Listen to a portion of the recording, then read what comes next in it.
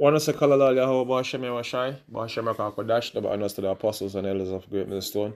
Peace and blessing to the elect of the nation of Israel. I'm the brother Shapar from the JMS Jamaica camp. This one is not going to be a long one, you know.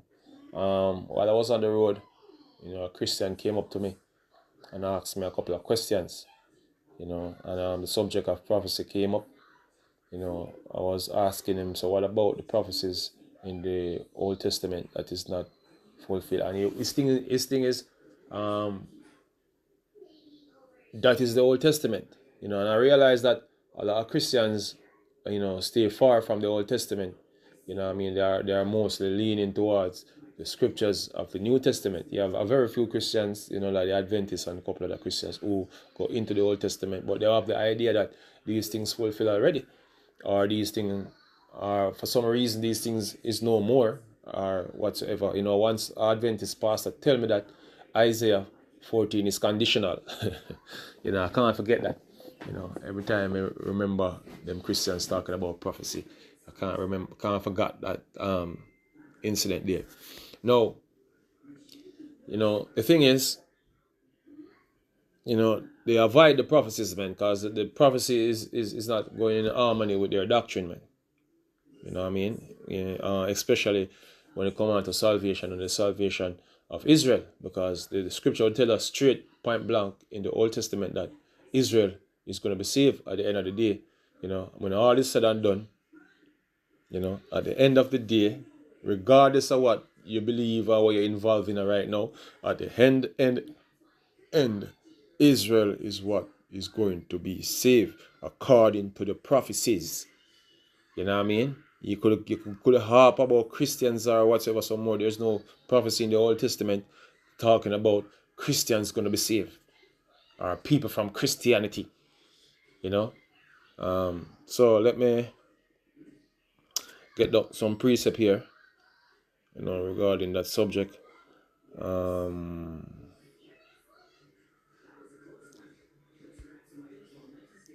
This is Matthew 5:17. It said, "Think not that I am come to destroy the law or the prophets." You know what I mean? The Lord Yahushua never come to destroy the law or the prophets. Yeah, because that's what the book is made up of. And what is going on after the prophecies were given is fulfillment of those prophecies. And those fulfillment, it keep on all the way up to this point until the Lord Yahushua make his arrival. Again, those prophecies needs to be fulfilled, regardless of what a Christian want to believe or whatsoever. All these things that is written in the Old Testament is going to be fulfillment. Yeah? All of them. Yeah, it said, "Think not that I come to destroy the law or the prophets. I am not come to destroy, but to fulfill. For verily I say unto you, till heaven and earth pass, one jot or tittle shall in no wise pass from the law till all be fulfilled." Yeah, you have many prophecies left, man. You have the MOTB, the angels coming to deliver, the children of Israel from all over the world, not Christians, So these prophecies is going to come to pass, man, regardless what you want to believe, Get some more precept here.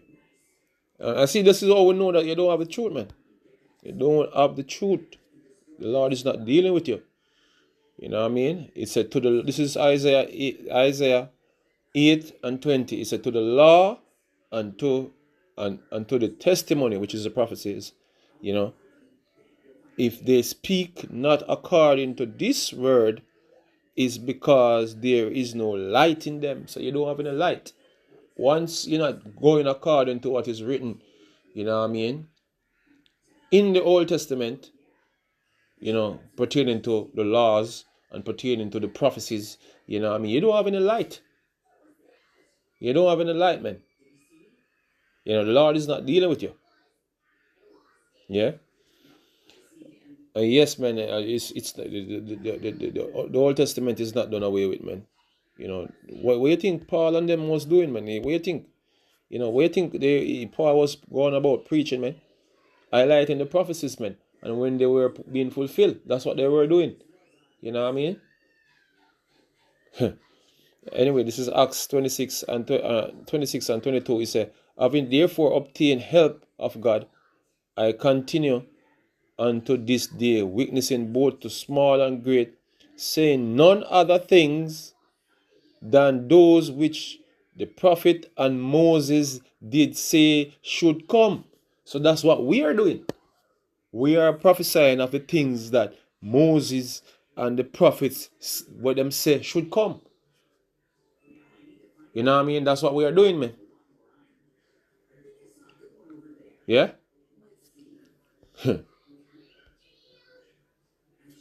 It's very important.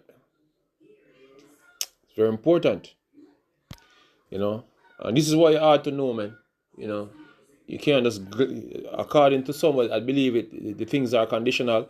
This is what it is, man. This is what the Lord said. He said, this is Isaiah 55 and 11. He said, so shall my word be that goeth forth from out, so like forth out of my mouth. It shall not return unto me void, but it shall accomplish that which I please, and it shall prosper in the thing whereto I sent it. So the Lord send out these prophecies, man. Send the prophets, man, to prophesy these things, man. And it were written down, it were documented, and it's gonna be a witness. So the Lord, they say it before when it happened in our time, in time past, and time to come. It's gonna be said that the Lord had said it, man. Yeah? So that's what it is, man.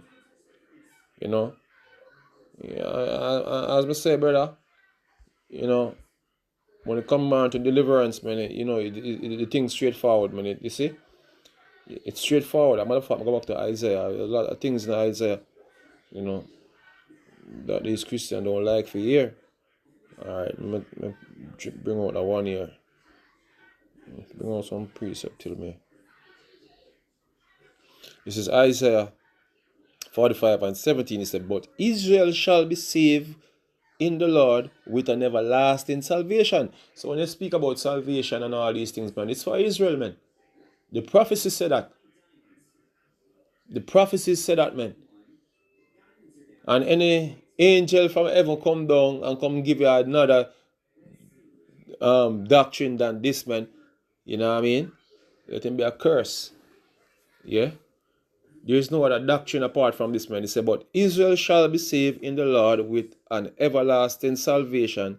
He shall not be ashamed nor confounded, world without end. And that's why you can't confound us. You have men like vocab them hate to hear about prophecy, man. You hate to hear about, because the prophecies that is our sword, man. You know what I mean? It's our sword and our shield, and you know what I mean? Cut you to pieces, man. Yeah, we cut it to pieces with these things, man. Israel shall be saved. It's all over. It's all over the Old Testament. It tells you. Before we go back this, let me get this. Even in the New Testament, the Lord Himself prophesied. The Lord Himself prophesied. Let me see if I can find this.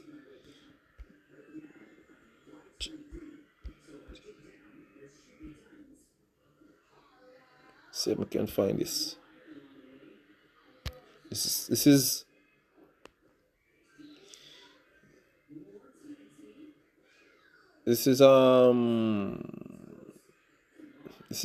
Matthew 25 and 30, and this is the Lord prophesying, man.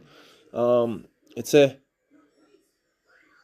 25 and 31, so like it say, when the Son of Man shall come in his glory, and all the holy angels with him, then shall he sit upon the throne of his glory, and before him shall be gathered all nation. You see how the Lord do him thing? The Lord do him thing by a nation. Not individuals, man. Nation. That's how the Lord going to do him thing. Gather all nation, and he shall separate them one from another. So all the mixing things that you see and the integration them thing that you see everybody be doing, man. This universal integration type of madness, man. The Lord is going to come back and set it right. Everybody coming together. The Lord is not about that, man. He's not about that from day one. You know, the Lord is not about the Tower of Babel, man. And Christianity basically is something like that. Because it's for everyone, a mixture of people. You know? And the Lord is dealing with nations, man. You know, have a mixed multitude of people. And when the scripture speak about mixed multitude, they're talking about Israelite that's coming from those people. You know, but anyway, especially you see a Christian talk about Revelation, the 7th chapter. But those are Israelites that were scattered. But anyway, that's not what this lesson is about. But anyway, you say, and he shall separate them one from another, as a sheep divided his sheep from the goats. So the other nations are what? Goats, man.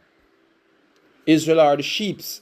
And he shall set the sheep on his right hand and the goats on his left.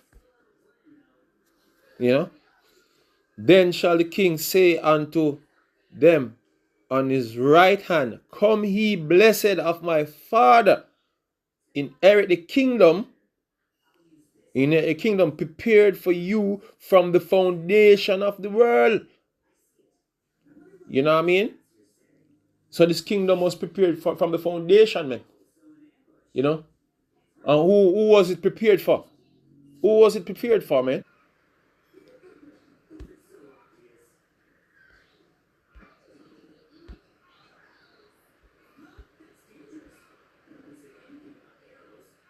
Oh, sit here. You say, for I would wish that myself, I wish that myself were accursed from Christ for my brethren, my kinsmen according to the flesh, who are Israelites, to whom pertaineth the adoption and the glory and the covenant and the giving of the law and the service of God and the promises, whose are the fathers, and who, as concerning the flesh, Christ came, who is over all, God bless forever. Amen. So all these things were prepared for Israel, man. Even the Lord Yahushai died, man, for that purpose, man. You know? So that's the prophecies, man. That's the prophecies. I'll get one more. Because it tells the angels are got gather the elect from the four corners of the earth. Let me show you who are the elect angels going to be gathered, and then we'll close off the lesson. He said, And it shall come to pass in that day that the Lord shall set his hand again the second time. The first time was out of Egypt. You know what I mean? To recover the remnant of his people, which shall be left from Assyria and from Egypt and from Patros and from Cush and from Elam and from Shinar and from Hamath and from the lands of the sea. You know? And he shall set up an ensign for the nations, and shall assemble the outcasts of Israel, and gather together the dispersed of Judah from the four corners of the earth. And there's a reason why he's saying that they are dispersed, they are scattered among nations. So that either might say that they are talking about Revelation 7. You know, that's the reason why, you know, it's out of all nation, kings, and tongue. You know, that's another lesson, by the way. So with that, we say, Kalalal Yahweh Hashem Yahweh Hashem Kodash the apostles and elders of Great Millstone. Peace and blessing to the elect of the nation of Israel. Shalom.